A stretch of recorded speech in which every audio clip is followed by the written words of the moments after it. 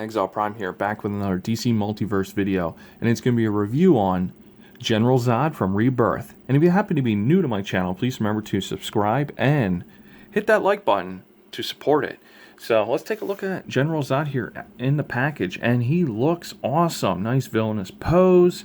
He comes with 2 extra sets of hands, which Todd McFarlane has come in clutch to help us do some different ideas on the displaying of this figure, so I like that. That is fantastic.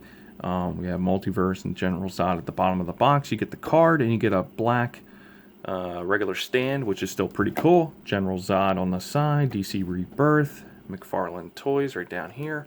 And on back of the box, the artwork is fantastic. The stand here is just awesome. Somehow I wish we could have gotten just this piece right here and the skulls right there. I would have been so happy with that. I would have paid the extra like $5 or so to make it like a build-a-figure type thing to get this nice stand for them or something like that, you know. Just an idea.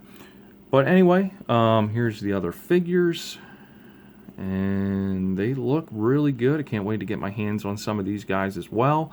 So, with that being said, let's get General Zod out of the box and see how awesome he really is. First impressions right out of the box. Zod is just pulled right from the Rebirth comics.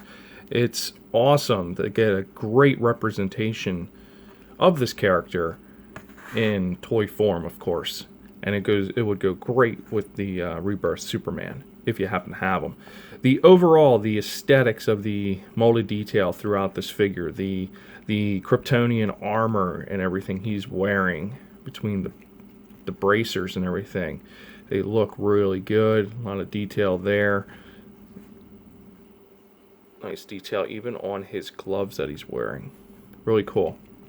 I like the crest. I think that looks fantastic. They added this piece, which is what he does wear in the comics. Very similar, even with that gold piece going up and around. And it has his crest right there on his shoulder. I think that's pretty cool. Underneath it, very carefully moving, it is the same piece. This piece is the same as over here. So you lose a little bit of articulation over here, but it's not as much as you think. It's very, very minor. And we'll get into that in a little bit. I just wanted to point that out. The face sculpt, obviously the bearded Zod looks great. The hair slicked back, a lot of molded detail and everything right there. Looks good. Skin tone looks fantastic as well. And he doesn't have one of those staring to the left or right eyes as McFarlane has been doing, but apparently is going to be stopped doing that. So that's a nice touch that we can pose him any way we want and we don't have that issue, which is fantastic there. The overall, excuse me, we got extra sets of hands, as I pointed out when they were sitting in the box.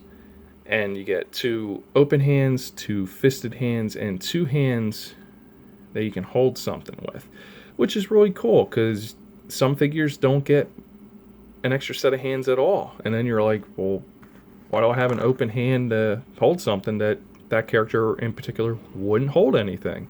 He'd rather be fighting and have 2 closed fisted hands. So that is very cool that Todd managed to come through with that and make sure that we have a lot of more playability and putting the figure in different kind of poses and everything, which is really a nice thing to add. The overall, moving down the rest of the figure, the rest of the armor that he's wearing, the black has a lot of molded detail on him all the way behind him, even up in here. They didn't spare no expense on this figure. Down here by the knee guards, they look really cool. A lot of gold there. Looks good. Silver. Obviously more molded detail and everything. I like how they covered this ball joint with having this cover over, which is fantastic. Has a nice touch as well. And obviously underneath you get the peg holes for the stand. So that's a typical thing you get in each figure, and that's what you got for General Zod. Okay, so we got that all out of the way. So we're going to go right to articulation. So head is on a ball joint. So let's see. So Zod is standing up. He can look up. He can look down. And obviously you can do a full 360 if you need to. You can tilt his head left or right. This arm can go all the way around the shoulder. And then this is where the cloak kind of gets in the way, because you gotta have to tuck it under to lift the shoulder up as much as you can. Not too bad considering. So there's that. You do get the a little bit more 90-degree bend on the elbow. It is double jointed. Probably can get more. There we go. A little bit more. So, and obviously the bicep swivel is in there as well, which is great. Wrist articulation is obviously going to be a full 360. No issues. Due to the bracers, it's hard to pinpoint. Let's see. So you can bend these. Let's see. It's kind of hard to tell if you can get these to move. Okay, you can. But what happens is this piece right here, when I'm squishing, kind of tends to get in the way a little bit. So you kind of have to work around that a little bit to tilt. So you can get a little bit of tilt in there for his hand, for his wrist there. But then when you do that, you're going to loosen up the hand. So you got to be a little bit careful with that. But overall, I still think that is still nice. I don't find this a hindrance, as some people may think it is. Overall, the torso, he can bend in, he can bend back. He does pretty good. Can do a full 360 if he needs to. I don't know why you would, but you can. The leg kind of comes up all right. Nothing too bad. Bring it down. Go to the splits. Yes, Zod can do splits. No problem. You got double jointed knees. And it's as far as he can go. You got toe articulation, obviously. That is pretty standard now. And you got the rocker here. Let's see. Yep.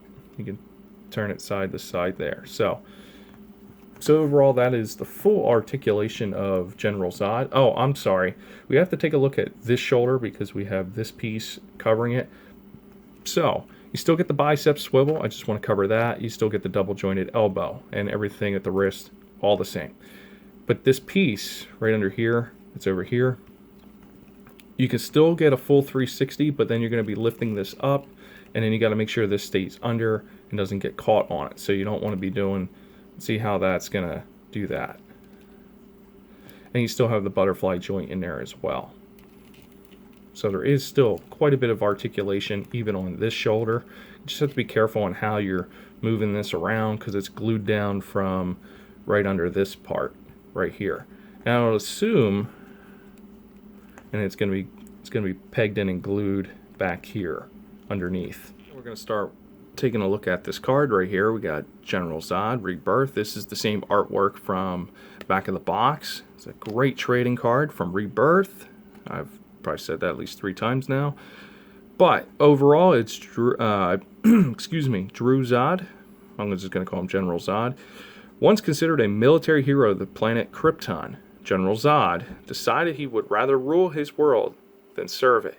He launched a failed coup after which he was exiled to the prison dimension known as the Phantom Zone.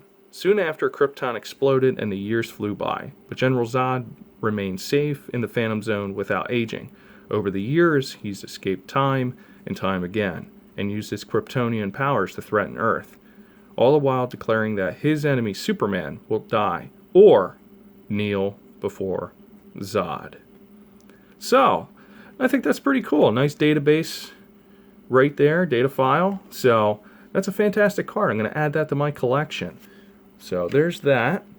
And another thing I wanted to bring in was Rebirth Superman, just to get a comparison here, just to see how they look together, and they look really cool.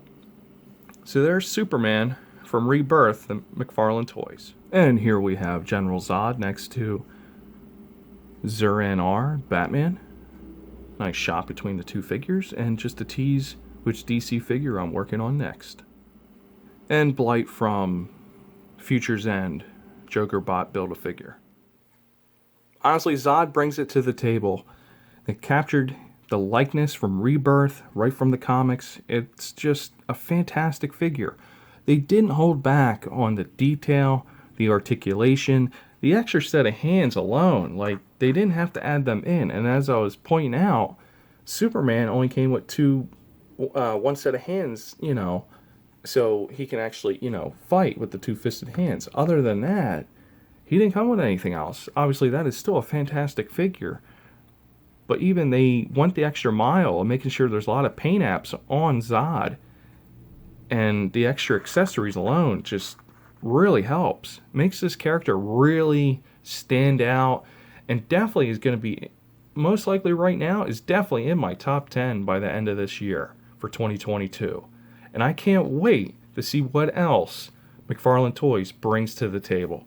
So, hey, I'd just like to say thank you for stopping by and just hanging out. And definitely appreciate hitting that thumbs up button for a like. And thank you, and I'll see you on the next one. Take care.